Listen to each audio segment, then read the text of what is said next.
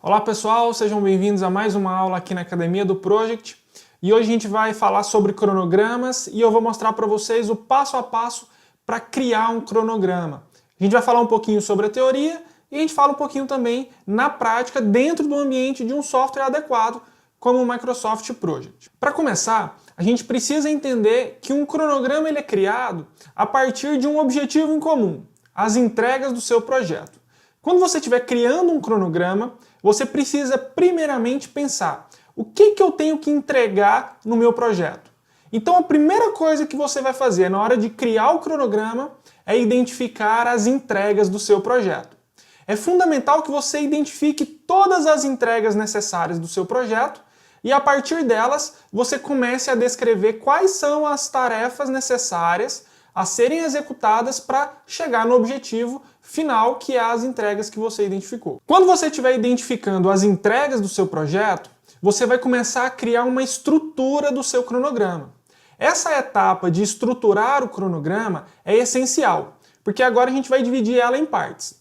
Primeiro você identifica as entregas, depois você identifica quais são as tarefas necessárias para chegar nessa entrega. Basicamente nós estamos criando uma lista de tarefas para o nosso projeto.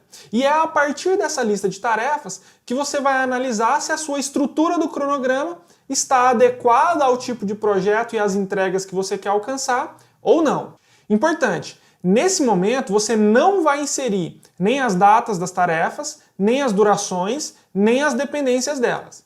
Por quê? Porque quando você está estruturando o seu cronograma, é muito importante que você tenha um momento para analisar essa estrutura do cronograma e ver se ela está adequada ao que você quer no seu projeto. Caso você identifique alguma coisa que está fora do previsto ou alguma coisa que não se adequa a esse cronograma, vai ficar muito mais fácil para você fazer as adequações necessárias.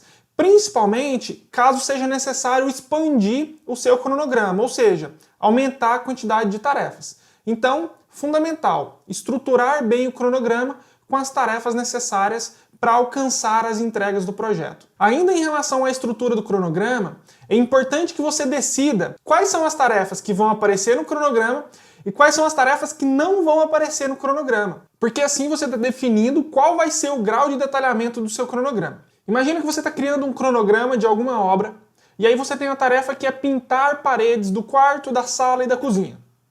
Bom, você tem uma tarefa que é pintar esses 3 cômodos. No seu cronograma, perceba que você pode tanto colocar só uma tarefa, pintar o quarto, a sala e a cozinha, ou então você pode criar uma tarefa que é pintar a casa, e aí você pode dividir em subtarefas, quarto, cozinha e sala, e dentro dessas subtarefas você ainda poderia criar lá uma tarefa, primeira demão, segunda demão, para cada um dos ambientes que você for pintar. Percebe que o nível de detalhamento vai variar, depende muito da sua capacidade de controle do seu projeto. É muito importante que o seu cronograma seja gerenciável depois de pronto, que é quando você compara o planejado com o realizado. A partir do momento que você chegou numa conclusão final sobre a estrutura do seu cronograma, agora sim a gente vai partir para as dependências entre as tarefas. O que eu quero dizer com isso? Bom, imagina a tarefa que é pintar uma casa. Antes de pintar uma casa, eu preciso terminar o emassamento da parede. Tem como iniciar a pintura antes de terminar o emassamento? Não. Então, para começar a tarefa pintura da casa, eu preciso antes ter terminado a tarefa anterior, que é o emassamento. E, quando eu digo isso, eu estou criando uma dependência entre essas duas tarefas. No nosso caso, a tarefa predecessora tem que terminar para a sucessora iniciar. Mas existem outros tipos de dependências, em que duas tarefas, por exemplo, podem começar juntas ou elas têm que terminar juntas. Então é importante que agora você vincule as tarefas. A partir disso, o seu cronograma vai ficando mais completo. Afinal de contas, se a tarefa predecessora atrasar e elas estiverem vinculadas, as duas tarefas ali vão se mover e aí você vai saber que a data final do seu projeto ela também vai atrasar e se você não quiser que atrase, você precisa criar alguns planos para resolver isso daí. Então as dependências são uma etapa crucial do seu projeto. Uma outra dica importante é que às vezes a gente deixa algumas tarefas sem vínculos com outras. E se você esquecer de vincular uma tarefa do seu projeto, você já deve estar pensando que isso vai gerar um impacto negativo para ele. Porque se essa tarefa que não tem nenhum vínculo atrasar, você não vai ficar sabendo quais tarefas subsequentes atrasarão também. Depois de definir as dependências entre as tarefas, chega o momento de inserir as durações das suas tarefas. A primeira coisa que você vai precisar decidir é qual que é a unidade de medida para essas durações das tarefas. E isso está estritamente relacionado com a estrutura do cronograma que você criou anteriormente. Dependendo do nível de detalhamento do seu cronograma, você vai adotar uma unidade de medida menor, como por exemplo, horas ou dias. No nosso caso da pintura do ambiente, você poderia ter o seguinte: se você criasse uma estrutura muito detalhada, com os ambientes, primeira demão, segunda demão, talvez as durações das tarefas fossem em horas, talvez até em dias. Agora, em projetos maiores, talvez você tenha ali durações em semanas, em meses e assim por diante. Isso vai depender muito do porte do seu projeto, e um outro fator que impacta na hora de definir a unidade de medida da duração é qual que é a recorrência de atualização do seu cronograma. Imagina o seguinte: imagina que você tem um projeto e toda sexta-feira você precisa atualizar o seu cronograma. Se você vai atualizar o andamento do cronograma toda sexta-feira, então essas tarefas provavelmente vão ter durações em horas ou em dias. Agora imagine que você vai atualizar o seu cronograma a cada um mês. Bom, nesse caso você pode ter durações de tarefas até por semanas, e assim por diante. Conforme o porte do projeto, maiores podem ser as unidades de medida das tarefas. Depois que você criou a estrutura do seu cronograma, você vinculou essas tarefas e inseriu as durações para cada uma delas, chega o momento de encerrar a fase de planejamento e você precisa entregar o seu cronograma para todas as partes interessadas do projeto, e aí essas pessoas precisam entender o que você colocou no cronograma. Então o seu cronograma precisa ser de fácil interpretação, as pessoas precisam ter facilidade na hora de pegar o cronograma e entender quais tarefas precisam ser executadas e quando elas precisam ser executadas, além de qual é a relação entre elas, quais tarefas não podem atrasar para que o seu projeto não atrase. Então, nesse momento, chega a etapa de controlar o seu cronograma.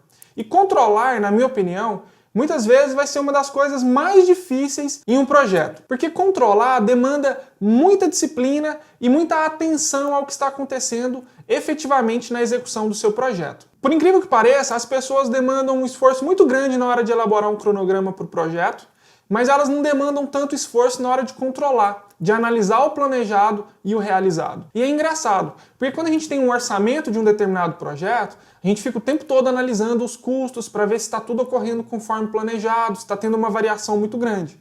E a mesma coisa deveria ser feita com o cronograma. Afinal de contas, o cronograma está estritamente relacionado ao custo do nosso projeto. Uma coisa que a gente precisa desmistificar a partir de agora sobre cronogramas é que um cronograma ele não é imutável.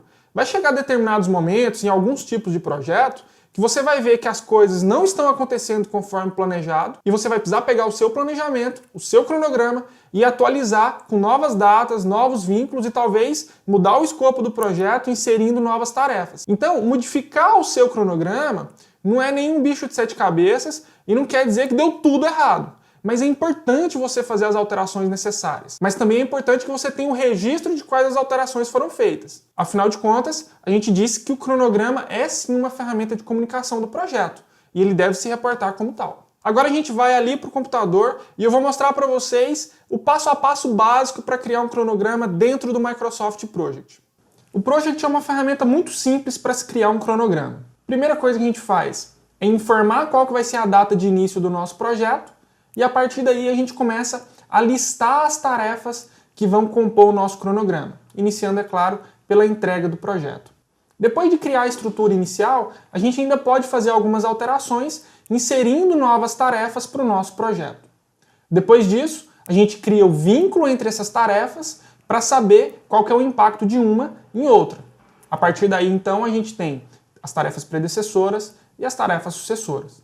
Em seguida, a gente vai inserir as durações dessas tarefas e aí vai depender bastante do nível de detalhamento do projeto para dizer se as durações terão uma unidade de medida maior ou menor. Aqui a gente vai trabalhar com durações em dias e em horas. Depois de criar a estrutura do nosso projeto, os vínculos, que são as dependências, e as durações das tarefas, a gente vai definir uma linha de base que vai servir para comparar o controle do nosso projeto com o que foi realmente planejado.